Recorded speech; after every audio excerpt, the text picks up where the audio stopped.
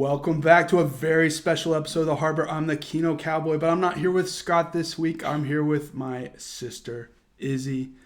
Kino Gal, I guess. I don't know. But normally we just do films on here.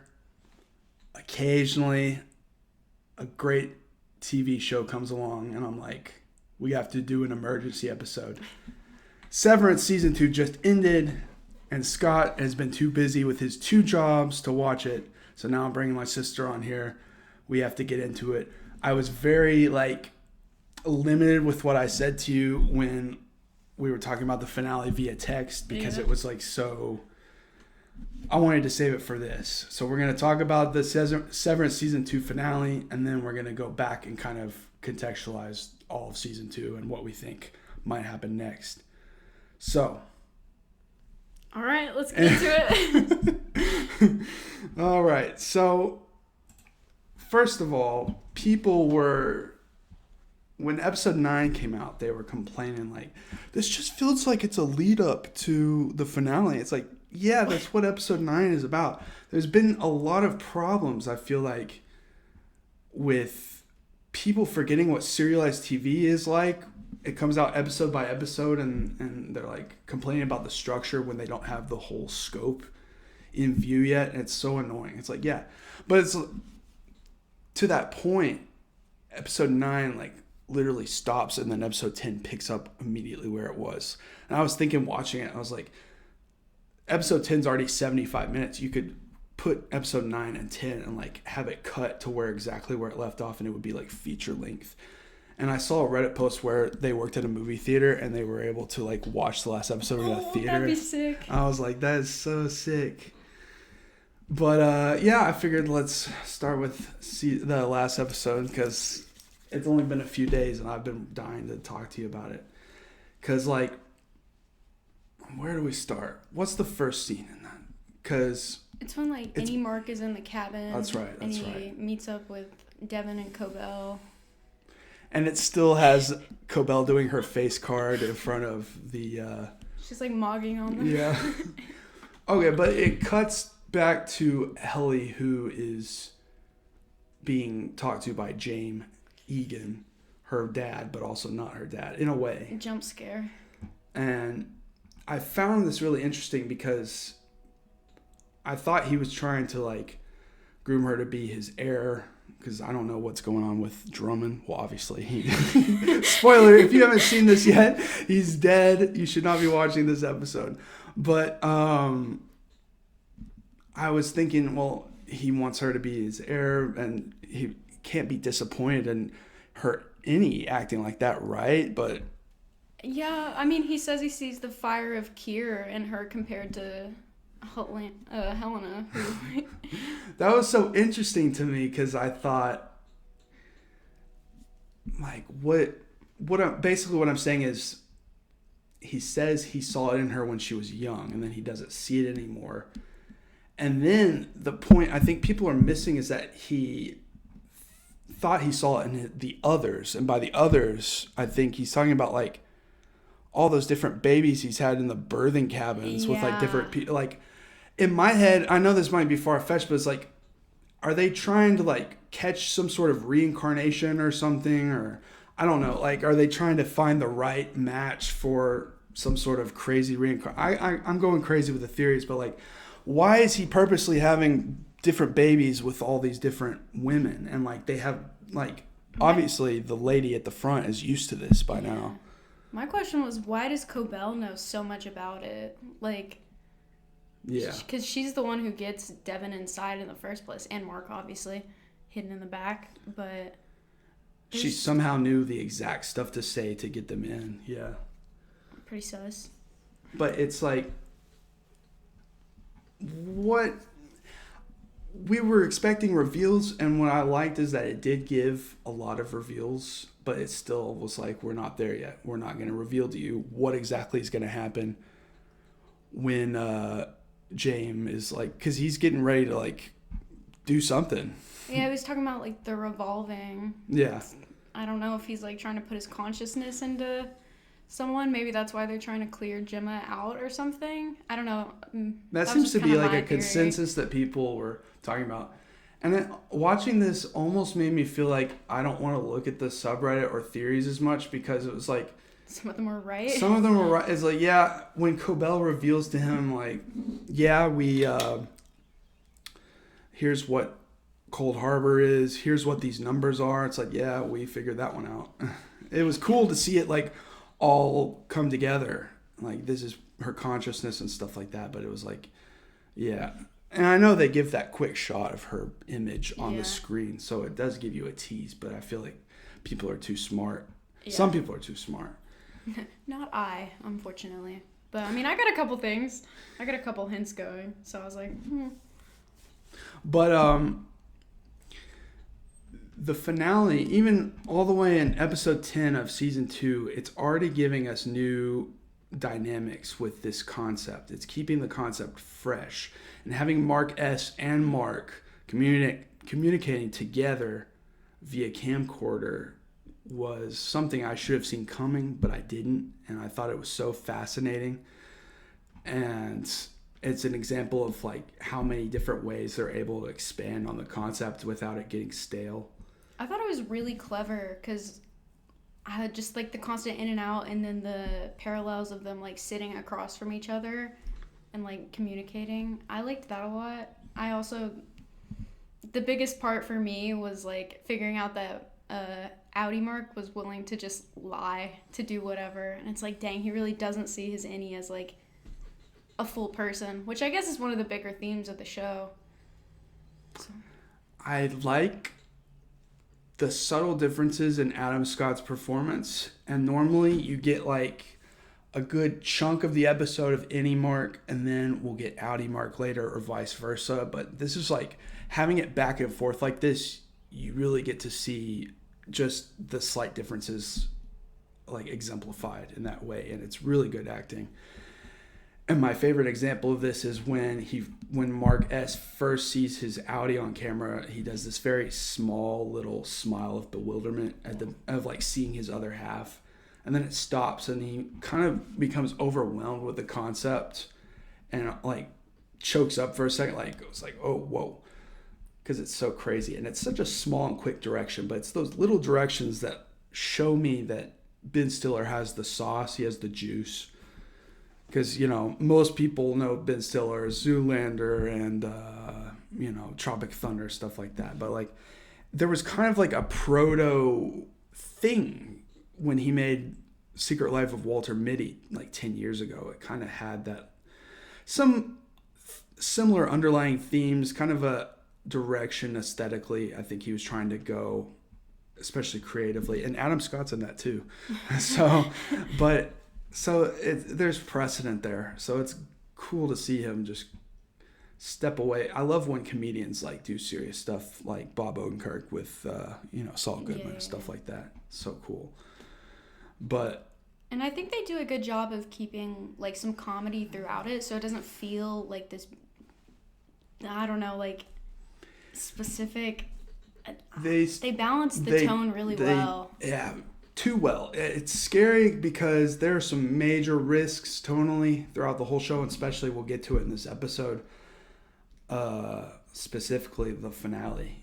But there's something about how Adam Scott plays any Mark with his like, he's not like a smug. He's kind of just like a, well, you know, this is actually how we do things, is when he's like explaining things to Heliar at the beginning of the show. It's just like, I don't know, it's just silly. Like, he's trapped in this evil, like, hell, like, corporate hell, but he's just so, like, smug about certain things, like a calculator. I don't know, but, like... The waffle party. Yeah. I love Outer Mark genuinely apologizing for the Severance thing. He really didn't know it would be what it was. I believe that, because... whatever state he was in when he got severed, he was not thinking it all the way through. He just wanted to get it out. Like, he didn't want part of that pain. I mean, grief is powerful, and escaping it for 8 hours a day is better than having to deal with it the entire time. So, I mean, I understand why he did it. Yeah, it's just like, he should have kind of. The only unfair part I feel like is that when it turns, Mark S is like, well, if you would have taken any interest in my life, it's like, well, how would you have done that? You can't get anything into Severance. That's not fair. Like they're only now had to sneak him to a birthing cabinet. Or not cabinet. That'd be weird. You have to, that'd be crazy. But it's like, as soon as Mark said Helene, my stomach dropped. It's like, it's kind of what you guys have, except mine is way better. Except mine is real. We got married, and we were married for years, and we're in real love. And that's kind of like the problem, but also like the reality is that because they've only been alive for a couple of years, but they're adults, it's like they're teenagers in a lot of ways. Yeah. And I mean, Helly's been alive for even like less than that. Yeah.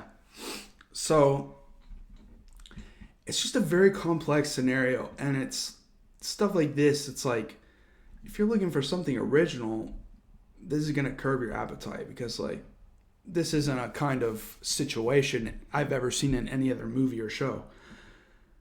So that's why I'm so into it. Yeah.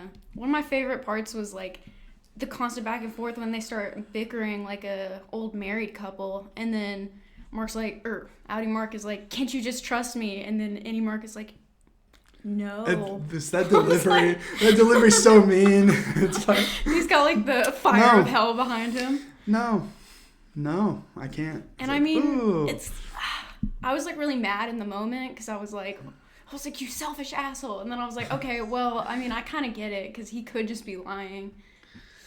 I mean, and he was lying. Well, that's the tough part is like, he has tried to reintegrate. He has tried. And it's kind of working, but it hasn't been. But he did say that, like, giving Annie Mark a chance because he thought it was unfair was, like a big part of it. And, like, that wasn't part of it. He just kind of said that. And, I mean, I do feel like he does care about Annie Mark, but, like, he reintegrated for Gemma. Well, yeah, but, like, you would just become one again. That's the concept that Annie Mark is like, well, would we... your memories will be more dominant than mine. He's not understanding. I don't know. You just go back to being the same person, I think, except now you'd have memories of what you were doing at work. And, like, I feel like maybe that would influence your personality, maybe change it a little bit, but, like, you'd still be one person. I get that's a hard concept to understand, but I don't see the issue. I think he needs to... I mean, certainly, if Helly's able to accept that Helena was never going to reintegrate and leave her in the dust, I mean, that seems like a lost cause. Obviously, they might try and figure that out later in the show. Yeah. That's why it's still going. But, I don't know. I feel like maybe Mark at this point should have been like, here's a cool compilation of me and Gemma being in love. Now, please let me, do this. Because, I mean, I'm... to the point of, like, Dylan G basically saying, like, oh, well, you couldn't tell the difference between Helly and Helena. And it's like, okay, I mean, he's got a point there, considering Audi Mark and, like, Gemma have this, like, super complex, like, beautiful love. And it's like, I mean, I get where he's coming from. I get where both of them are coming from. And I guess that's, like, the most complicated part.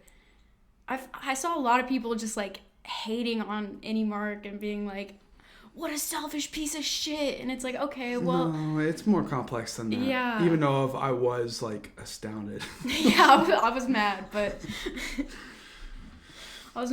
it's like, you are asking him to sacrifice literally everything. Like, not only himself, but, like, his relationship with Helly, and then also possibly all of the innies that exist in there. So he'd be killing everyone by, like, going through with it. So, I mean, it is a big risk and a big ask for them to make. Yeah. I don't know. But it is satisfying that Kobel just says, I'm going to talk to him. Here's what those numbers are. 7 tempers of cure. And it's like tying everything together. But it's like, okay, he's refining data, but, like, it's still not explained how he's able to instinctively know what these numbers are and these are the right numbers. And yeah, or like how they can feel them. And like it's not even just Mark, it's like the rest of them too. Because everyone else are refining this, and they don't have any connection to Gemma, right? So like, I don't really understand how that works. Maybe we'll get that explained. I don't really know. Maybe it doesn't matter. Yeah. I just find that interesting. Because like they can't do it without Mark, because when he gets there, they have that entire mural celebrating him finishing it and completing it. The painting was so jarring. Like when you go, and it's got like literally everyone, like including even the macro data refiners that like you see for one episode. Yeah. So it's like, but it doesn't have Ragabi in it. That's true. So they don't know about her, I don't think. I would guess not. Because, I mean, even Kobel was like, Ragabi, as soon as they mentioned him reintegrating. But before that, there was kind of no... I don't think Lumen itself is like fully aware. But there's some things that are kind of just for the audience. Like, I used to be a stickler about grounding everything in like full reality. Like, how would they know about this or that? And like I saw somebody complaining about the marching band with the where they pointed at the ceiling, the tiles, and it's like, who's that for? And someone tweeted that, and Ben Stiller just replied ... ellipses or whatever. It's just like, it's for the audience. It's for you. Which I respect that, because I was thinking the same thing, but I don't really care. It's just it was a fun shot. But as soon as he gets back into there, because he's like, the next thing I better see is Lumen, and it's like, okay, well, they didn't take they don't have much. They didn't really like say, well, here's the plan. Okay, we're gonna wing it, I guess. Yeah, I mean, Kobel kind of laid out like the idea, but like not in detail. They were just kind of like figure it out. It helps that he's like, oh, we know where that is, that hallway. We've seen it. You know, it's like, oh, okay, that's shout out Irv.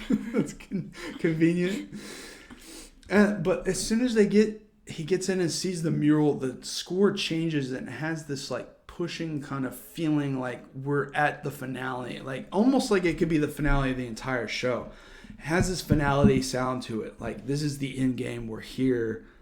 And I love that it matches the company. That Lumen is like so theatrical for some reason, having like that light guide them down the hallway, and then it takes them dramatic to the room, and like the Kier animatronics just in the shadows lit up. That thing is freaky. It's like the animatronics get a little quirky. It's kind of dorky. It's kind of like Lumen is this evil company, but like maybe someone, like they pulled an Imagineer from like Disney World to work there and was like, we want you to design like quirky stuff. The choreography and merriment. Yeah. That's like crazy.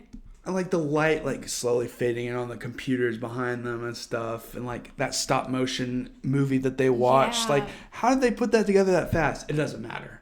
They have Keanu Reeves voicing Lumen and stuff. It's like, it doesn't matter. Wild.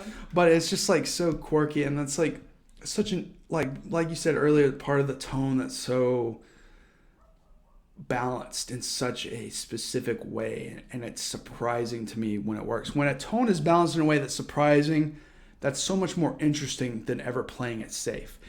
Even if a project maybe toes the line a little bit too much in one direction, I'm glad that they took that chance, because it's just so much more interesting. When you've seen a lot of stuff, you want things to kind of test the waters. And like the such like sterile nature of Lumen as a whole being like juxtaposed against this like band performance. It's such a clash. It's so interesting. Especially with Milchick. It's like he's like always like, and then he comes in for like these dance sequences and he's like getting down. Yeah, and I like that.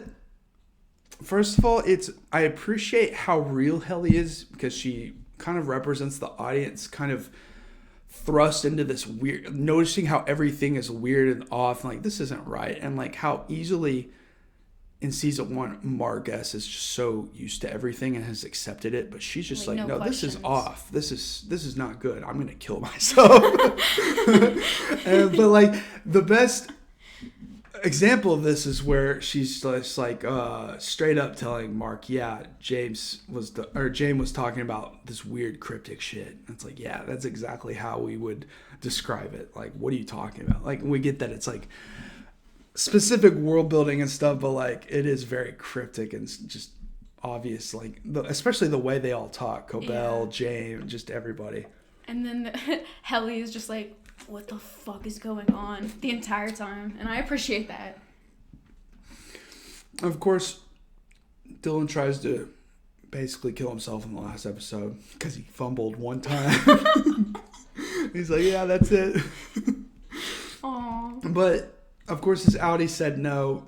I was expecting his letter to have, like, more vitriol. Yeah. And he's kind of, like, a little bit, because it starts off, first of all, fuck you. And it's like, okay. But that's very Dylan. But it's just, it's so honest. It's so Dylan. And the way that he's honest with his Innie and says, I hope one day she sees in me what she sees in you. Aww. That really pulls everything together for Dylan. I think at the end of this episode, he's kind of like, he's going to see it through, basically. There was a lot of empathy in that I didn't expect. Yeah. And especially when he was like, you can leave if you want, but I think you should stay. He's basically telling him, like, hey, don't kill yourself. And I'm like, maybe he likes the fact that, you know, there's that part of him that still exists. Yeah, I think he really does. I think he's holding on to that. I think this was kind of the push that he needed to see that his wife is in love with a different part of himself, that he needs to get his stuff together and kind of figure some things out because he might be in a rut. And everyone has fallen into a rut at some point in their lives, and it's okay. It can be hard to be pulled out. So I really empathized with that whole aspect. Yeah. And it was cool to see that. And I'm excited to see where it goes in season 3. Yeah. I feel like Dylan would probably be down to integrate or reintegrate. Yeah. Oh, I think that would be the most successful. Yeah. Because she's already, once it's combined, it's like, I'm going to fix my marriage. Yeah. And they both love her. So Yeah. it's not like he's It's not fighting like against he's- two different women. Exactly. It's like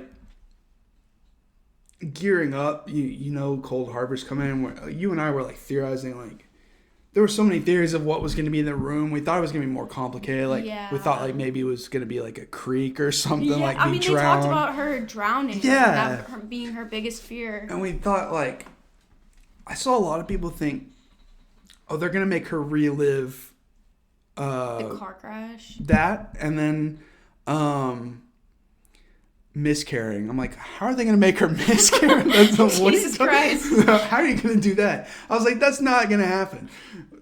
What are you talking about? Will you have an animatronic little fetus or something? Like, fall? Never You're mind. like, No, but like, I was like, that's dumb. I like the simplicity of just like, oh, it's a crib. Obviously, making that's so like, but making her wear the clothes from the night she died. Because it's like she knows that because it's her like Audi in the beginning, and she sees that, and it's like after all of these like 60s themed outfits and like scenarios and wigs, and it's like, nope, you're just gonna look exactly how you did right before. Yeah. I mean, we still don't know what happened, like whether she was kidnapped or whether there was like an actual accident, or which is, I guess, pretty cool that we still don't know that, and we're just kind of like running with it. That's the thing is like, I think a lot of viewers are expecting every single thing to be revealed. That's never going to happen. We're going to get plenty of stuff, I think, revealed. More than, say, Twin Peaks or, you know, a David Lynch property. And that really made me think of Twin Peaks while watching, because, like, David Lynch would fight back with ABC on what would be revealed and when on Twin Peaks, because he, first of all, I think this is kind of a mistake. He never wanted Laura's killer to be revealed. I disagree with that personally. I'm glad she was revealed, but also the point of like Twin Peaks goes beyond Laura and who killed her. It's about the community. It's like the murder is like the heart of it, but there's like so much surrounding it that like branches off, and so I feel like that's pretty pertinent. You see how her death affected everyone else in the town, and that's more important than who actually did it. So I agree with him on that level, but like I do think it was nice to see who it actually was. I won't spoil it here, but like and a few other things he would push back on, and there's still some things, and that's the beauty of Twin Peaks. It's like it's been around for 30 years and people are still posting online like, what do you think about this scene? Do you think this was like an indication that this happened? It's like, yeah, you want that. You don't want every single thing to be revealed. It's not like, I mean, that's what gives a property like longevity, is like if you're still thinking about it years later and you're still finding mysteries to unravel, and like with every rewatch you find something new. Yeah. And without that, I mean, you know. It's like some of the way people talk online, it's like they almost want an episode where like Ben Stiller's like in a PowerPoint with like a stick and like pointing at things like, and this, and this is this, and this is this. It's like, do the work yourself. It's part of the fun is like theorizing with your friends and trying to figure things out. And that was the beauty of when Twin Peaks: The Return was on. It was like week by week. I was in a group chat and it was like, what is going on? But I like that. Back to this, Milchick, I forget the actor's name. Do you remember? Tremel Tillman. Tremel Tillman. He was talking about that scene where like he did that quick run after giving. That scene is so fun. He did that as like he just did that as a wonky take just to do it, and that was the take they chose. And I was like, this is kind of a weird, like, silly tonal gag. But then he ran out there like there was a bomb in that. Well, it was like the way he ran, it was justified because you realized, oh, he's up to something. He was like taking off his tie and stuff and like running. It's like, okay, this totally works. It's still totally in line with the show. It's so funny though, because he's basically telling Dylan like, I think this letter might be embarrassing. You should handle it on your own. It's like, okay, thanks, dog. And then it sprints out. Yeah. And then finding out it was because he was like trying to do like a quick change before he goes on stage is kind of crazy. It's insane. Because like, okay, so Mark is like hesitant to finish Cold Harbor. He's like, maybe we just don't even do it. It's very, very important that Helly is urging him to have his chance at living. She thinks reintegration might be possible, and she has already accepted that there is no way that Helena will keep her or reintegrate. Yeah. And having to accept your outie is a vile, evil human being is such a strange concept, and it's powerful to me that she has come to this conclusion. And I'm glad that she was the one to push him to finish Cold Harbor. Otherwise, the ending would look really selfish and a lot worse. Yeah, this I was is gonna very say, important. She was deeply unselfish in the beginning because she was like, you have a chance to be happy. You have a chance to make it out. You should take it. Yes. And her saying, like, I'm her is just, like, so simple and so, like, just kind of devastating. And I saw people saying, like, oh, that's Helena telling her that it's her. And I was like, okay, no. Like, y'all are missing the point. No. And it's like, we get that intense scene. And then the lights come on and that guitar starts playing. And I was like, what are they doing? At first, I was like, what is this tonal shift? What are you doing? But it's like, Milchick, I think he literally had instructions that just said, hey, create something celebratory that keeps Mark busy and stuck on the floor and celebrates him finishing Cold Harbor. And so he rolled with it on his own. And I think he wrote this entire script for him and the animatronic. And the entire marching band thing. Because I think he pulled for it. I think all what was supposed to be celebratory, this was his doing. Like, I think that's why he kind of like took so much pride in it. And I think that's why he is like an ultimate theater kid at heart.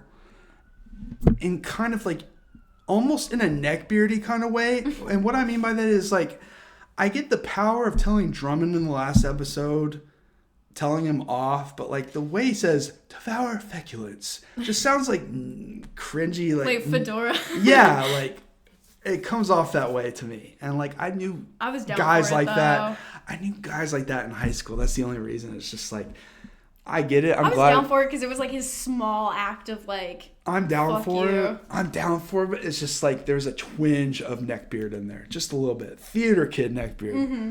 And I think that's why he's mad when the animatronic goes off script. I don't think there's an actual brain in there like people were saying. I think it's just like a scripted kind of skit, basically. And because the way the animatronic like says Seth and like With such vitriol. yeah, and the way it's like telling him even then quit using big words and stuff. So it was probably Drummond, voicing the It might be, but I think Drummond was like on his way to the goat room, so I'm not sure. But it might have been. He might have had time. It's kind of unclear. Yeah. It kind of doesn't even matter. But like, yeah. because like, listen, trust me, when I say this, I'm the one who wants things to get crazy, high concept, wacko, sci-fi, stupid. Like, I like that kind of stuff. Human instrumentality, whatever. But I don't think we're there yet. This is not his brain in an animatronic. It is not Walt Disney yet.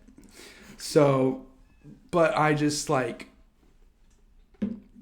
I was totally down once it started because I smiled so hard when the band was playing. I could not believe it was happening. Yeah. Because it's such a risky, tonal, creative swing. But it's set up by last season with the dance number in season 1. It's in place. Like, it doesn't really come out of nowhere. Now, some people are like, would they just have a whole severed band? I mean, maybe. I don't know. Yeah. I mean, the choreography and merriment thing could also be like, the people dancing during the waffle party and like, so maybe they have more uses than just that's weird being though. a Like band. Today you're gonna wear lingerie and dance seductively, With and then, a goat mask. the next day you're gonna be in a marching band. I don't know. You're saying, well, I said to you that I thought like maybe they took them from one of their charter schools or something and borrowed them, but you're saying like it might be. They called it, the department. So I feel like.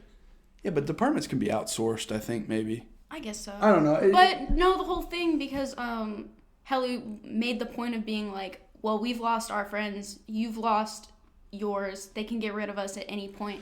And Sure. I don't think the marching band would have kind of like teamed up with them in the end if that wasn't the case. Because I feel like most Audis don't have maybe they just that empathize empathy. with. I don't know. It's weird. It doesn't really matter. I'm not nitpicking here. I just thought it was a funny concept. Like, especially like the GoPro, like POV shots of the drums and stuff. I'm like, this is absurd. It's such a wild swing. I'm so glad that it worked. And like 90% of people online have like been, this is amazing. Like, Yeah. I've seen a few people who are like, this is so stupid. This show fell off. I'm like, dude. Did you see season 1? You need to like just relax and let stuff wash over you instead of nitpicking everything. I feel like some people want like a singular, like, what's the word I'm looking for? Like depressing, hopeless tone, and it's like they just want it like throughout the whole thing, and it's like, okay, well, you need these ups and downs and you need these contrasts for the other stuff to hit harder, I feel like. And then it kind of mirrored the dance sequence from season 1, and we see Dylan kind of go berserk in that moment, and then we kind of get a parallel of that with like Helly, like grabbing that thing and then like running around these like people. When I thought the weaving in and out while Milkchick was having to like chase her around, I thought that was really well done. Yeah, I think it's an original composition of like, what other show or movie have they had to be in the middle of a marching band and escape?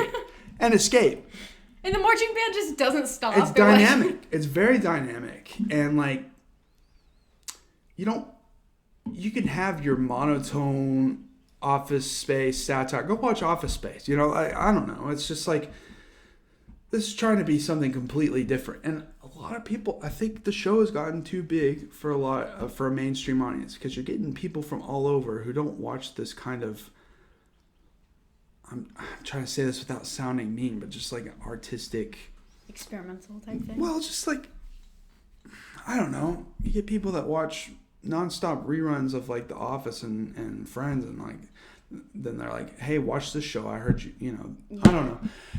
They want to like spoon fed to them. Yeah, I know that sounds like an ass thing to say. I'm going to step away from that. But I'm just seeing so many stupid takes that it's bugging me. And a lot of people, not a lot, but like a lot of people that are mad at this show at season 2 because they're saying, well, I miss when it was just, the 4 of them data refining and it was simple and like they were solving mysteries and it's like, okay, we had that concept. We got the Office Place satire in season 1, okay? Yeah. But it's time to expand on that. They set everything up in season 1 and then now they're pulling back the curtains. That's what you want. You want the meat and potatoes. You want it to elevate. Yeah. You want it to be more than it was. Because, I mean, if not, then it's like, okay, what are you doing? You're just stagnating. And it's not going anywhere story-wise. I just wish they would fight more angels in Evangelion and quit talking about the human psyche. It's just like, come on, man. It's like, go watch another mech show. I don't know. It's just, this is exactly what I was wanting from the show. And it didn't pull back too much of the curtain yet. There's still so much left to illuminate. Like, what is this? Because we don't actually see the result of what they were trying to do in this episode. So it's like, It's still on the table. Like, they're still going to try and probably do something if they can. I don't know. And one thing I wonder is, like, with the other macro data refiners from, like, the other branch, I mean, they got shut down, so to speak, but, like, are they also doing a similar thing with, like, a test subject on the testing floor? Or, because it's clear Gemma's the most important, and I don't know if that's because they had Mark and Mark S in there, and they were trying to maybe see, like, if her consciousness would bleed over, and maybe she's, like, the more successful one. I don't know. I mean, just, like, theorizing. I think Gemma just happened to be their best pool that they've got, like, the connection between her and Mark was so like traumatic and like close and like it's such like a crazy event that might be their best example they had to test the Severance. And I think because like when she's doing Cold Harbor, what does he say? He says like the field is holding or something like. Yeah, he says something like that. So like there's something measurable with this somehow, and I hope it's kooky pseudoscience, but like there's something measurable like an AT field or something, like so I'm totally into that. I want to know where that goes if they ever get that far. Even if they don't, I don't know. It's just letting the imagination run wild is important to me with sci-fi shows like this. And because I like, it's this whole performance and Milkshake's getting down and he's sturdy with it. And then it cuts to James sitting in that room. It's like suddenly like really serious. Yeah. And he's doing like an efficacy test, whatever that means. I don't know. And I like the shots of Mark and Helly in the middle. And like Helly's like behind him like. And they're like, what do we do? And of course she takes action. She gets the walkie-talkie. And I know that Milchek is just like so pissed. Can't I have this one moment? I like to imagine that they trained. His speech was interrupted. Yeah. And then, like, oh my god. His dance sequence was interrupted. I like to imagine so pissed. that they like trained for like 4 to 6 weeks. He hasn't had a Saturday off for months, so he could train for this performance, and like only to be stuck in a bathroom for the rest of the episode. He goes crazy and like he's like crashing out in there. Like jamming, and then he's like trying his best to get out, and then Helly like whacks him with the trombone to the head. That is so gnarly. There's so many. No, it's like concussed in there now. When Gemma enters Cold Harbor, contrast to Helly, when she wakes up in the first episode, she's like, "Am I dead? What is this? Who are you?" Gemma just enters it and she doesn't say any of that. She just does what she's told. Yeah. So like, I thought that was interesting. And it's a crib and she just has no reaction to that at all. So obviously they were pretty successful. They say the barrier is holding. Oh, the barrier. That's what it is. Whatever that means. That's interesting. Yeah. And so the thing is, like, everyone's been theorizing, what are the goats? What are the goats about? Everyone thought, well, maybe they're using goats to transfer consciousness. Maybe this, and this. Maybe they're growing goats into humans. I don't know. But, like, everyone was like, oh, it's just sacrificial. It's kind of a cure thing. But I like to imagine that it's not, because the way he says, this beast will be tuned with a cherished woman whose spirit it must guide to cure's door. Is it up to the task? So it makes me think that they do believe in some sort of quantifiable spirit or like afterlife or something that they can like measure or something. I like to think that like the goat is actually necessary to like, I don't know, transfer something to something. It's weird that they're like testing these goats like they are testing Gemma, I guess. Because it seems important enough that they have to have their own goat farm. Yeah.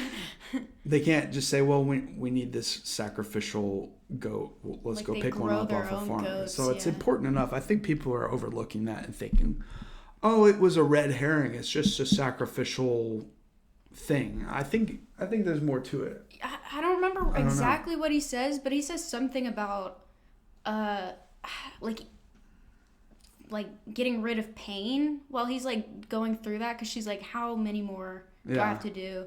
And he's like, as many as we need.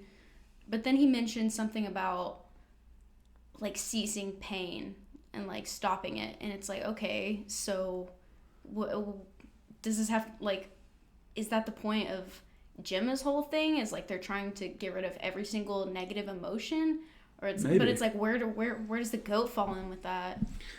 And that's the great storytelling where you're starting to answer questions but also creating more as you go.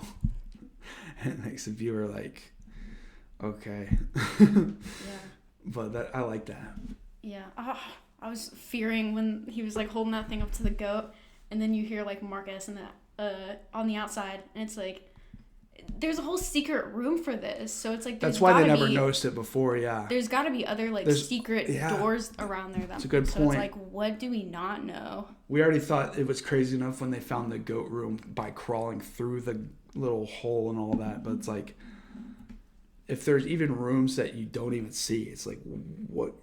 I'm like imagining like opening a door and it's like in Monsters Inc. where it's all the doors and that giant like hanger of doors and stuff. Like, I don't know, just like something crazy.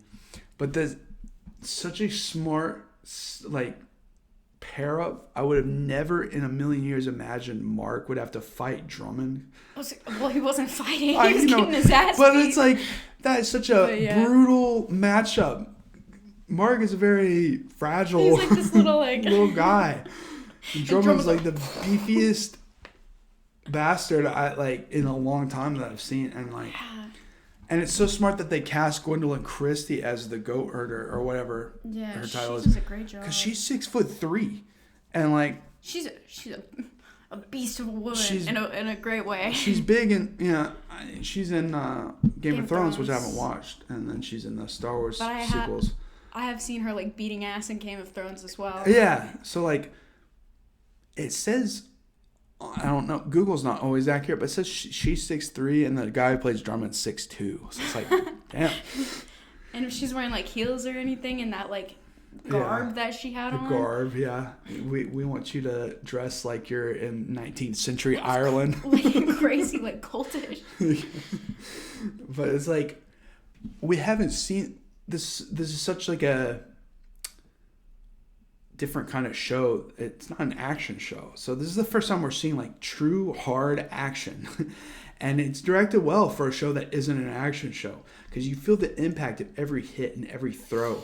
And it actually made me like cringe a little bit. No, actually cringe. And like when he first hit Mark, I was like, ooh, because I could only imagine. It was so like, boom. And it was like David and Goliath shit. And it's like, when he gets swung around into the wall, like I like yelled. I was like having to be quiet because Parker was asleep.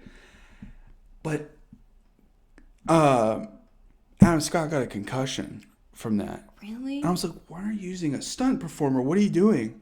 I guess the stunt like went a little too hard because like he was talking about at the beginning of the season that he got a concussion. Dang. And he couldn't tell anyone why and what it was, Yeah. and now he revealed what it was. It's Yeah. like, what are we doing? That's Why aren't you using a stunt insane. performer for this? I mean, I guess they wanted to have his like face and shot for But everything. that is brutal. So when you very- really see him, it's like, oh my god, it's like WWE. The Drummond actor was a method actor. It's like, Yeah, and then he's like choking him out, and like I have trouble watching that stuff because like when people's eyes start like bulging and like they turn purple, well, yeah, it was I like can't, it looked so like genuine. I was like, I this is forgot horrible. about the goat herder for a second, and I was in the middle of it. Like, I was actually like, it's very rare that I'm like, oh, they're gonna kill this guy, but I was like, how? There's no way out of it. How could he possibly get out of this scenario? Because he's like fighting for his life. And the way his face goes so red, I was like, there's no way. There's no way. How is it? Are they gonna kill him? I was like, are they gonna kill Mark S. and then, but it only kills half of his brain, and so the other half is the only one that's left? That would be brutal. That would have been crazy. I would have been mad, but like that is an interesting concept. Like, what if that somehow they did that? Like, they killed him. Yeah, and then we see the Go Lady. I think her name is Lauren or something. I'm just gonna call her the Go Lady. But and then she comes in and is kind of the goat. Stupid. But she comes in and like literally saves his life. Therefore, like saving. She was ready to kill him. Like, She's like, how much just like killing? me, for real. She's like, how much killing are we gonna deal with anymore? And then she's ready to like. Take him out. Meanwhile, Mark's got him like Jabba the Hutt, like trying to choke him with the tie. I was like, Yeah. but it's very much in character of Mark being like, no, stop, don't kill him, because that's such a good setup of like him being like freaked out by the idea of like killing Drummond. Yeah. Only for Drummond to accidentally get killed, which is such a When he took him brutal hostage death. and then like they start going down the elevator, I really thought that like Drummond was gonna like take that chance. yeah. And then like, you know, kind of throw him against the elevator and then nope, they really subverted that expectation. Incredible. They're like immediately kill him. And Audi Mark is like, oh, what the fuck? This was like, this area of the episode exceeded my expectations because I was like, Mark's gonna have to be all espionage, secretive, sneak down to the testing floor. And no, it's like He becomes Mark Wick. now we have the image. Yeah, Mark Wick. We have the image of Mark covered in blood, holding a gun, walking down the hallway. If you would have showed us that image before season 2 come out, we would have, like, I don't know, crapped our britches. But it's just like insane optics there. Yeah, and he like goes up to like threaten the nurse, but it's clear he doesn't know what he's doing with the gun, so he's just like sitting there screaming at her, It's so and she's screaming character. back. It's like that scene is like very tense, but it also made me laugh because they're just like screaming at each other until she like runs off, and then he's just like, okay. Because like both him, Audi, or any Mark S would have acted the same way with that gun. Because it didn't even have any more ammo in it. Yeah. So, but it's like, this might be the most stressed out I've ever been watching a TV show. Just like, I want him and his wife to reconnect finally so bad that I'm like, no, stop. And You gotta get in there. I was like holding my hands out like this, like almost like I was praying, like, please let him like get to her. I just want them to see each other again. And when he finally walked in there, first of all, it was smart that they had it to where he had blood on his tie so he could use that. That's a fun little thing. Clever. Yeah, like I like that a lot. But when he finally gets in there, I was worried that it was going to be like she was confused and she was like, I'm not coming with you. Yeah, because he's like very intimidating, covered in blood. I stranger. assumed the worst and that they would catch up to him while he was in there trying to get her out, and then she wouldn't be got out or something. Yeah, I was worried about that. And I think this scene is a big like proponent to like the love transcending Severance thing, because it's like she doesn't know this man. She has no clue of anything. Like, if this is her first time in there, that's her first experience, and all she knows is, the voice above telling her to disassemble this crib. And then this random guy comes in and he looks terrifying and he's like, no, come with me. Yeah. But she trusts him and she ends up doing it. And I think that's like a really, I don't know. Yeah, I thought think that was beautiful. something deep down tells her she needs to get out of here with him. Yeah. I think you're right. I think that's powerful. And then when she steps out I cried. and she sees him. I literally got teary-eyed. I was so overwhelmed and so happy that they were able to see each other. It was really Mark's smile when he realized that she finally recognized him. Yeah. And I was like overwhelmed. I was like, couldn't believe it. It was so beautiful. I was the most foolish romantic too. thing. I was foolish. I was like, wow, we're really getting everything we wanted in this episode. What's left? So they're gonna get out of here, right? Okay, great. And then to further my point, when I said like it was very important that Helly was the one that pushed him to finish Cold Harbor for the setup for the ending, even as the alarm goes off, which is so eerie because we haven't seen anything like this. Yeah. Like this is as serious as it gets for Lumen. This alarm going off. Also, the way she's like, "It's the spouse." It's like none of you prepared for this. And I get there's like one security guard. the criticism of like you have a whole marching band but one security guard. I get it. It doesn't bother me. But they never It's expected. It's a anything very like like that. yeah, it's like such a secret floor. I get it, but like it doesn't bother me. But that specific alarm is such a well sound design. It's like, oh, this is so serious. And then you see like that going off, and then like Helly kind of puts two and two together. And she's like, smiles. She found him. She's like, they did it. And even that's like such an important like follow up from what she said to him when he was finishing it.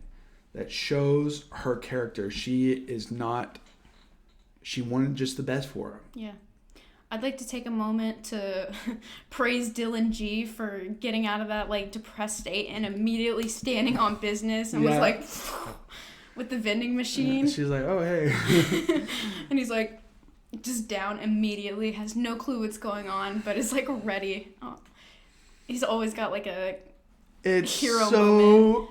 Satisfying because the parallel of him being in charge of the last thing in season 1 finale and like the shot of him with the entire army of marching band behind him. Fuck you, Mr. Milkshake. It goes so hard. It's so hard. And it's so satisfying. And I think at this point, Milkshake has to like just completely give up. I think he did because he was just kind of like looking through at the bottom, which I thought was really funny. He just looked very defeated. And not just like give up on trying to get Mark back, just on everything. Like, this is it. I didn't get my theatrical moment. I trained for weeks for this performance. He got like a special outfit and everything. It was so cool to see all the behind the scenes pop up of like all the people that were in the marching band on TikTok. I'll have to show you of them just like sitting around practicing and stuff, like taking photos in their costumes. I was like, this is so cool. That'd be fun, honestly. And it's like, so now we have the most iconic sequence of the entire show. Something I didn't see coming, but he gets Gemma out. Well, before that, like I feel so bad for Miss Casey, like because she has no clue what's going on. She wakes up kissing him. Kissing your therapist. She's like, what is taking place? Yeah, what is taking place here? Someone who's only been alive for 100 hours or something. Yeah, and then another example of like love transcending Severance is like she still trusts him. She still trusts him despite the fact that she trusts him. No clue what's going on, and he's covered in blood.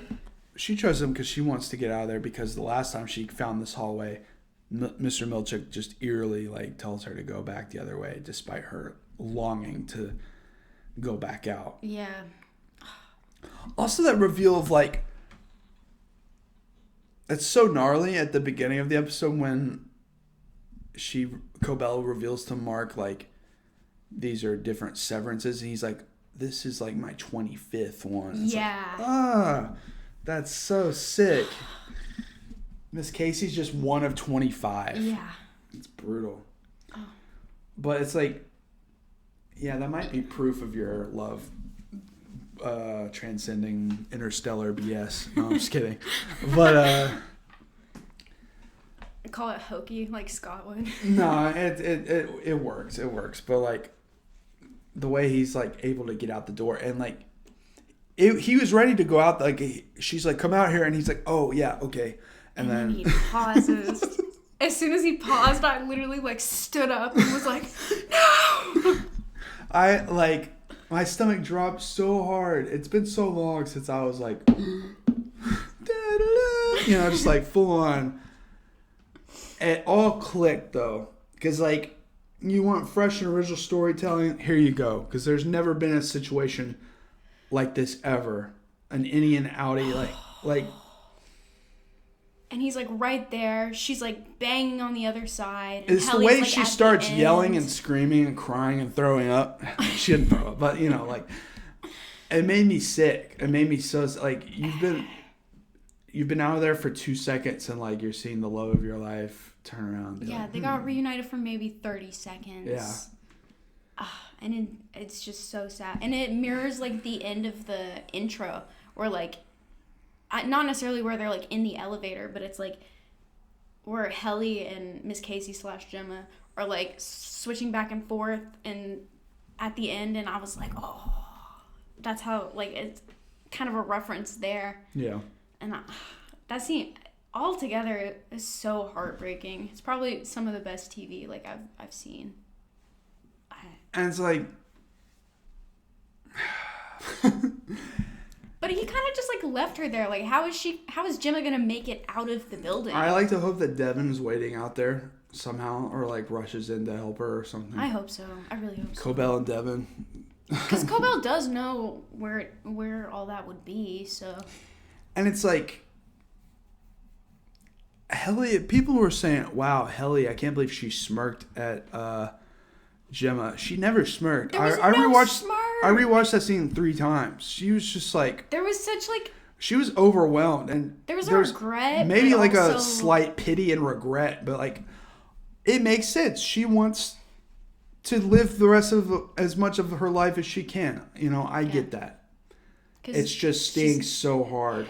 It's the most complicated ending for me. Like. Because I was so mad at Annie Mark. I was like, you fucking idiot! But then it's like, thinking about it, and it's like, okay, well, he just wants to spend whatever time he has left with the person he fell in love with. And, I mean, it is romantic, and it's just agonizing. Now, I was very happy, and I think, I can't be sure, I don't think this was confirmed, but I think the last shot was done in 60mm film to kind of replicate late 60s kind of aesthetics. And that's why it has that grain on it. Yeah, they said they switched to film at the end. Okay, they did. I wasn't sure because I was looking at Ben Stiller's Twitter because someone had tweeted that. And he didn't confirm it in the reply. He just said, DM me. I was like, why are you so cryptic? And so I was like, and then I was trying to look further in his Twitter, but it's like, half of his tweets are just live reacting to the Knicks games. Just like random So stuff. random. I'm like, I can't sift through all of this. This is crazy. Yeah. The guy likes to watch the Knicks. But it was like so reminiscent, and It reminded me of episode 7 when you see like all the physical film of Gemma and Mark, and it's like. I thought you were talking about The Force Awakens. I was like, what are you talking about? Why are you relating this to Star Wars? We already have a bad habit on this show doing that. Anyway, go ahead. But when they're showing like the flashbacks of Gemma and Mark, it's usually all in like I think like physical film, and it shows like a different sort of thing. And I guess showing that final shot of Annie Mark and Helly running off and then like freezing on the film, it kind of shows that like, hey, their love is as valid as Gemma and Mark's. That's a good point. So it can be dual things, like you said. I think that's a great way. I didn't even think of that connection because, yeah, it's like half the episode is like dreary and the other half is like beautiful, my wife is dead kind of aesthetics. Yeah. But also it kind of mimics Butch Cassidy and the Sundance Kid. And then I told you it also has a bit of The Graduate in it. And I'm not going to... If you've seen The Graduate at home, you know what I'm talking about. I'm not going to spoil it because I really want her to watch The Graduate. But just kind of that feeling it provokes at the end. And, they're running into the unknown. Like, they probably don't know if they have any time left, but they're just running together into the unknown. So I can see the romanticism of that. Yeah. I felt bad they left Dylan, though. I was like, okay, y'all are just going to leave him behind. Well, who knows? I get they want the romantic moment, but I was like, dang. I guess he'll hang out with the marching band. Well, who knows? I mean, it could be very much like the next, like, they hinted towards the uprising of this particular place or something. Maybe stuff like this has happened before. They've had to reset and like get new people and stuff because like things keep going wrong. Because like Dylan is like skeezed out by that other department, I think in season 1. Yeah. And like they tell stories about how there was an uprising, different stuff like that. I think other things have happened similar to this. Not on this level, but I think other things have happened and they've had to reconfigure and find a new host, Mark and Gemma and all that. I think they've been trying for a while to get things going with Cold Harbor, or whatever Cold Harbor is leading to. Yeah, I mean, assumedly 12 years. Yeah. So. Yeah, and that's the other thing. It's like maybe Irving was a failed thing on the testing floor. That's why he remembers that hallway so much, and they just put him in data refinement because he has that connection. Maybe. Who knows? Maybe Irving's been severed several times. We don't know. I don't know. Yeah, I wonder what would have happened if he went on the testing floor. I missed Irving this episode so much. I know. I get why, because it's like they had that final send-off, but I was like, dang, what's he going to be doing in season 3? Hopefully sipping on like a pina colada on the beach. They just set up so much with him, so it's like, I feel like he has to make a return. Oh, well, of course he would. That'd be stupid if they didn't, if they just sent him on his way. That'd be terrible. This guy's like a maverick. He was in the army. I'm fully expecting him to show up like Arnold Schwarzenegger in Commando, like with a grenade in his mouth, rocket launcher, is like ready. And I was like, but yeah, I don't know if there's anything left between him and Bert. I don't know if he's gonna try and go back for that. I felt like a final goodbye between them. Yeah, because I mean, he's so brutal. Yeah, he said. Oh.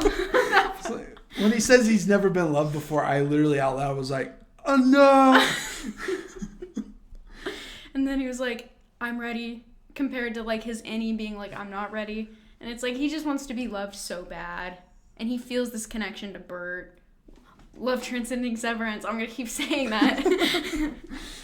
So we got that set up, and then there's still something going on with the doppelgangers, because we see those in the Ortbo episode. In the painting. And the painting, yeah. It's like they're purposely, I think, in the painting. And I think there's something going on there. Yeah, because you see the Egans on the top of it, like, looming down. Yeah, I need to take a closer look at that. I wish they would upload, like, a full rendered copy of that painting so we could, like, take a look at it. Yeah. Whoever painted it needs to, like... Yeah, I don't know. Poster Flex. Or something. Yeah, I don't know. That's cool though. Imagine getting commissioned to paint like such an important piece for the show. Yeah, I'd be like, let me see all of season 2 as a trade-off. Now, I feel like people feel like, when I saw certain people saying certain episodes were filler, it's like, you're talking about you don't know. 8. I even saw a few people say that about Gemma's episode. I'm like, you have no idea anything of what you're talking about. That was like the biggest lore drop of the... That's the most important episode of the season other than the finale. Like, what are you talking about? And I feel like maybe this season might filter out some of the folks that were disappointed, and we might get a more condensed audience for season 3 a little bit. Because I feel like some people are just not down with the kind of storytelling this is telling. I could see the argument that episode 8 could have been like a B plot for another episode, but I was fine with it. I didn't bother me that. I was like, okay, we're getting like we got some lore drops and some world building. A lot of world building actually. Like she was in the like Kira Academy or whatever. She like created Severance. It was her idea, and yet she felt like, even though they took this from her, it's interesting that she was still so much of a believer for a while in Kira and their kind of way of thinking, and like she even like sings Kira, you know, like that song and all that. So I think that's very important, and maybe Apple TV was like, we need 10 episodes this season, so that's what they had to do. So I see the criticism there, but I still think that's all very important and valid stuff. And people just don't like slow-paced stuff. I think it's simple. I think it was a good breath after episode 7 because there was literally just so much going on there and like so much to process. And so I feel like I understand that people were like, I want more. I want to see what's going on. But I also didn't mind the sort of like outside world building where it's just like a calm sort of focus on that instead of, you know, the severed floor. Yeah, we don't just see Lumen headquarters and the city around Lumen. We see a far off little town that even then has been like completely degraded by Lumen and like the ether factory and it's just child labor going on. Yeah, it's just like a complete like example of how far reaching it is. And everything. It destroys ecosystems and, you know, human ecosystems, but still it's just like it's disgusting. And you kind of wonder, because this is like an alternate kind of world or history, because whatever state they're in is not a state we have in reality. So I'd love to know if we could see more of like other towns, or maybe see more of this place, or see like any other headquarters around. I don't know. Yeah. Because they do say that there are other severed floors. Yeah, around. Yeah. And it's like, what are they testing? If this is the most important thing, what are the other ones testing? Yeah. I don't know. Like that one guy who said they have to like climb. Yeah, climb what a is rope. like? What? How does that work? You don't have like an elevator, but you have the technology to sever. Like what? That's such a weird. That's such a silly line. That's such a weird reference, or you know, like a throwaway kind of thing, but it's not. I don't know. And we see in the season, we see like the introduction of Miss Wong. And then we see her leave at the end. And then we find out that she's also a part of this, like, Wintertide fellowship thing that Cobell is a part of. And I don't know. Yeah, I feel like people are like, well, they introduced this. They didn't do anything with it. Well, I think they were planning beyond season 2 at this point. Like, obviously, they didn't just have Miss Wong go off for no reason. Like, there's something. She'll come back. There's more stuff to be had. Same for Irving. They're building towards something with Irving. And one of the things that it's like Cobell was working as a child, she was working very closely with Jaime Egan, which I feel like has some sinister connotations. Sure.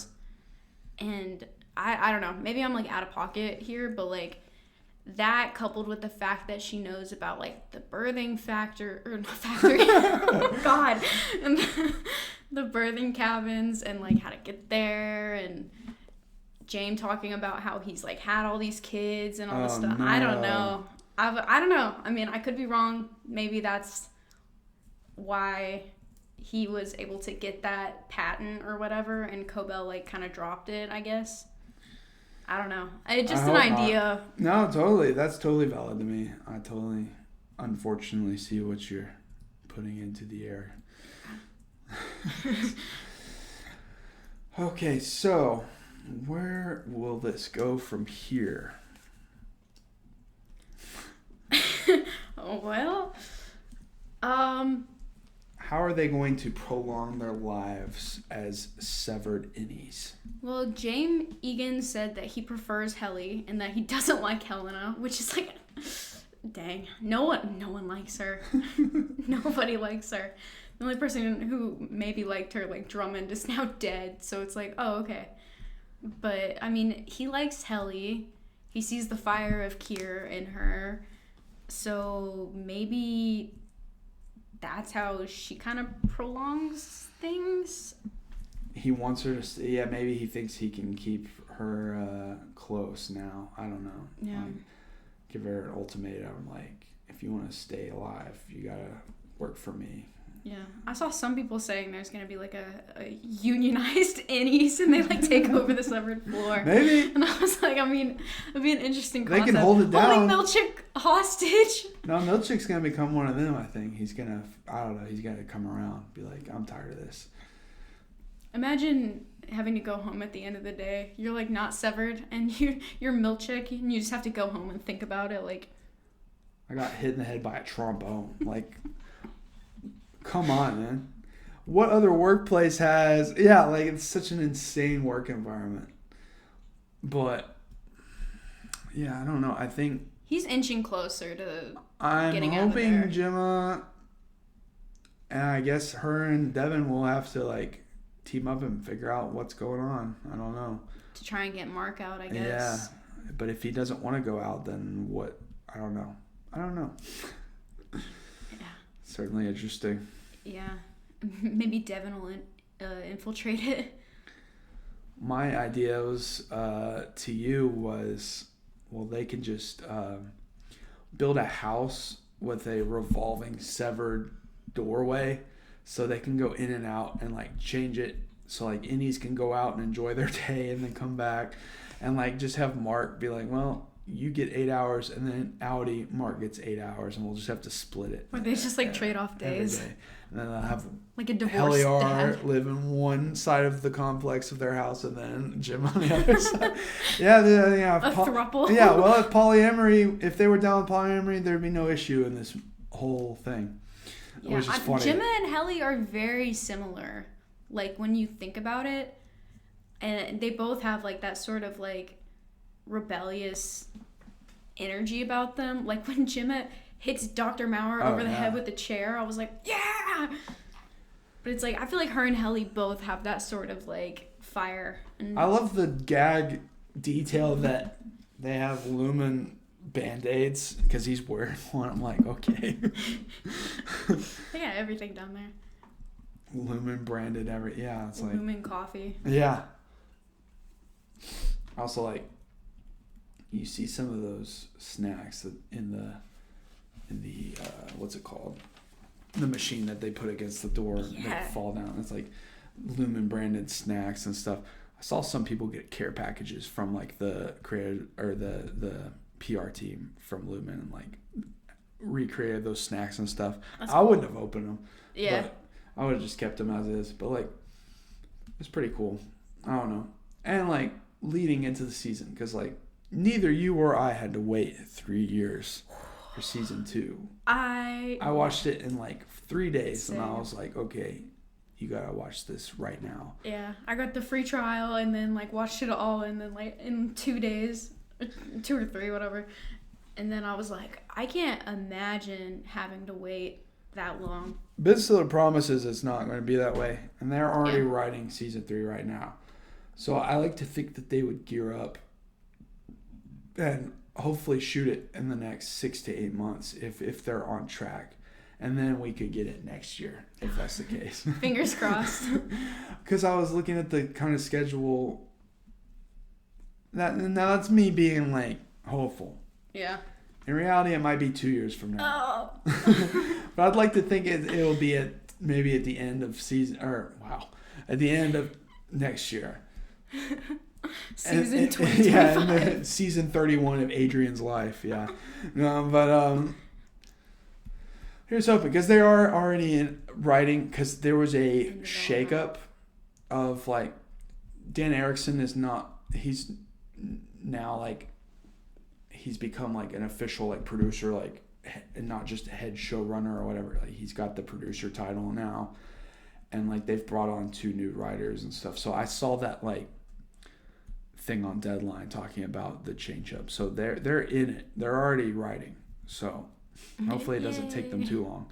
Obviously, it's always nice that there's such a clear setup in season 1 that has obvious payoff that wasn't just off the cuff in season 2. So it really is one of those shows where they have a good idea of where things are going, and it's not paced really well. Yeah, but it's not J.J. Abrams style of like, I'm going to come up with this random thing in the pilot and then we'll figure it out years later and hopefully it'll make sense.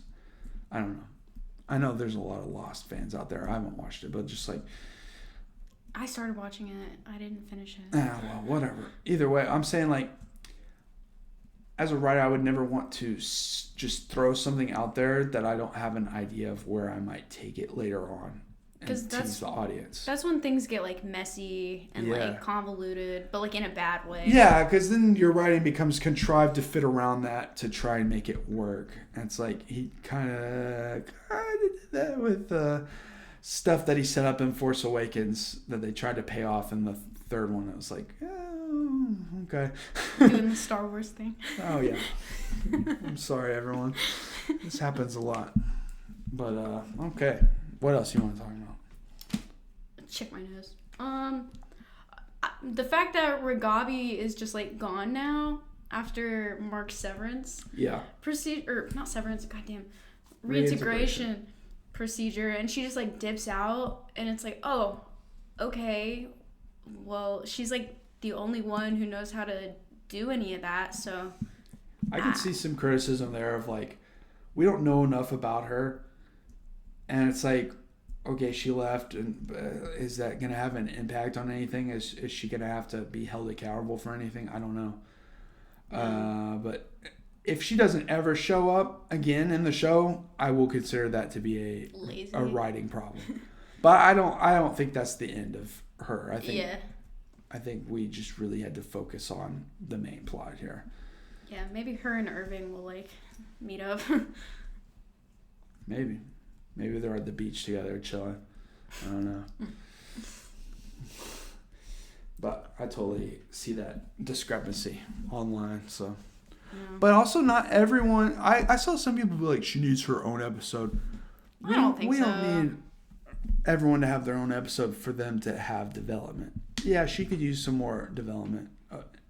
Maybe they can't tell us fully who she is yet because there might be some major...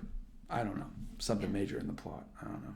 Because if she's one of the ones doing the procedure, I mean, clearly she has knowledge that, like, we don't have. Yeah, and all that. She might have some crazy knowledge. Well, yeah. What? I was hoping Milchick would have his, like, crash out this season, but I do see why they didn't. I think he's still leaning towards it. I think the damage is done. I think he's going to reevaluate himself in the early season 3. I think it really needed... I don't know. I think he might also see the writing on the wall of like, things are really messy at this place. Yeah. I don't know if I want to be involved because it's dangerous. People are getting killed. Drummond's killed. Like, he's dead. So easily could have been... Well, actually, I feel like Milchick probably would have fought back a little bit, but... Yeah. And I don't want to see Milchick get hurt. Me neither. I'm rooting for him.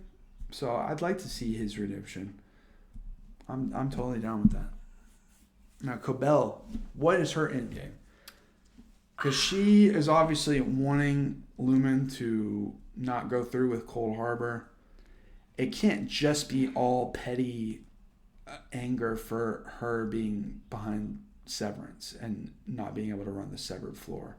Yeah, I mean, I think she wants to take them down for sure, but like just the switch up from her being completely unempathetic about Cold Harbor and Gemma's severance and all that with Mark, and even like encouraging it, like stealing stuff from Mark's house to like put in the room to see if she would notice, I guess. But it's like she goes from that to being like, oh, I care for you, Mark, and like all this stuff. And it's like, it's very weird because she's definitely invested, but at the same time, it's like how does it benefit her with all of this? That's what I want to know. Yeah. We're not there yet. Because, like, she starts to drive somewhere, and then she, like, turns around, and then she goes to Salt's Neck, which is not a real place, obviously, but I was stupid enough to look it up to see if Salt's Neck was a real place. I'm like, no, this is a fake state. There's no, yeah. But I'd like to know if, like, we're going to get to see springtime in Severance, because it's always cold and, like, wintry and sad outside. Dreary. Maybe no sun. We can't have spring until things are resolved, maybe. I don't know. Yeah, maybe now the gym is out. Maybe we'll get a whole episode of, like, Miss Wong having to deal with, like, other 12-year-olds at the charter school or whatever, just, like, dealing with stupid crap. Like, yeah, it would be cool to get some more background of, like, what Lumen's doing outside of yeah, I would love that. the severed floor, and seeing, like, how they infiltrate these, like, communities and these schools and these, well, no, boys and girls, because Milkshake came from something like that too. So it's like they're grooming these children into these roles. Yeah, it's just very odd. And there's something, like, specific about how Milkshake said, like, you're gonna have to you'll take your bed with you to this place. Like, you won't have your bed at your parents' house anymore. I don't know. It's, like, very specific. Yeah. Rules. I don't know what that could possibly mean. I'm sure it's literal, but, like, yeah, what is the reconditioning idea behind that? I don't know. Yeah. When he made her destroy her little toy thing, I was like, that's just mean. That's when you're reminded this is a little girl. But also, it's going to be funny in season 3, like, she went through, like, major puberty in between this. Yeah. And, like, she's 18 in college now. Because I noticed when she was on stage with everyone else, she's, like, now everyone else's height. So it's going to be, like, weird. So you're supposed to be a 12-year-old girl, but you're my height. I don't know. It's funny. Woman. We're going to have to, like, squat you down. Pretend like you're she'd be on still her knees. 12. Yeah. Anyway. Anything else you got to say? Everyone's acting in this was just absolutely phenomenal. I mean, just that, cinematography this season, everything is just so beautiful. Like, I don't know. I was just so pleased with everything. Letting the cinematographer direct episode 7, especially because she's a woman, and you know, it's great to have a woman's perspective when it's that centered on such a heavy episode, especially when it comes to miscarriage and all that. But also, she's so creative, like, to be in such a sterile environment and to come up with so many interesting shots and composition within this sterile environment shows how great of a artist she is. Yeah. Like, some of the shots were really impressive. Like, the one going down with all the wires and stuff. And the fact like that that's a practical shot is amazing. Crazy. Yeah. Yeah. I was just so pleased with this season. Yeah, me too. And having to, like, I love the way that they're releasing it too, where it's, like, not in the binge format, and it's, like, forcing people to wait. It would be so detrimental if it wasn't, because the amount of theorizing can get overboard, but that's part of the fun. Yeah. And it's funny how, like, the only detrimental aspect of that is people that are, like, impatient, thinking, well, this episode was disappointing because it didn't lead to what I was waiting for. And it's like, it's just leading up to the finale. And it's like, yeah, once people rewatch season 2 in its entirety, they'll see the way it flows. I think they'll be way less harsh on certain episodes with how they're structured. I think, yeah, people need to just relax a little bit, let it play out. Like, it's so strange to be upset that episode 9 isn't getting to what you were waiting for. I don't know. It's like girl, wait for the finale. It seems like common sense to me, but hey, you know, whatever. Especially it's such a serialized show. Anyway. Yeah. Final thoughts on Severance season 2. Heartbreaking, beautiful, cerebral. I enjoyed every single moment, even the ones that made me want to rip my hair out. yeah, it takes a lot for me to get into TV shows these days because I focus so much on film. That's just how I am. A show has to be really good for me to keep watching. Most shows I give 3 episodes, and by the 3rd episode, if I'm not into it, I just go on and do something else. This one, episode 1, I was in. I was like, yep, this is fresh. This is an interesting concept. Let's do this. I'm so glad I'm here. And I purposely waited because I heard like 2 or 3 years ago that the finale for season 1 was so frustrating. And like, just wait for season 2. So I was like, I did wait for season 2, and I'm so glad that I did. Oh yeah, Like, that 3-year gap would have been brutal. I feel bad for everyone that had to experience that. Yeah, it's crazy. So anyway, thanks for listening, everybody. If you want to support the channel, we have over 180 episodes of The Harbor. You can go check out. There's a lot of movies that we've done. You might find one and be like, hey, me and my friend have both watched this. Send it to your friend. He might be like, yeah, these guys are all right.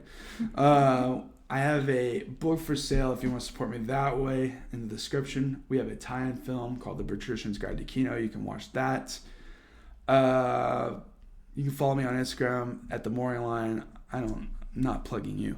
I'm so used to being with Scott that I'm like rattling off the same stuff with Scott. You can follow Scott at Scott K Comedy, even though he's not here.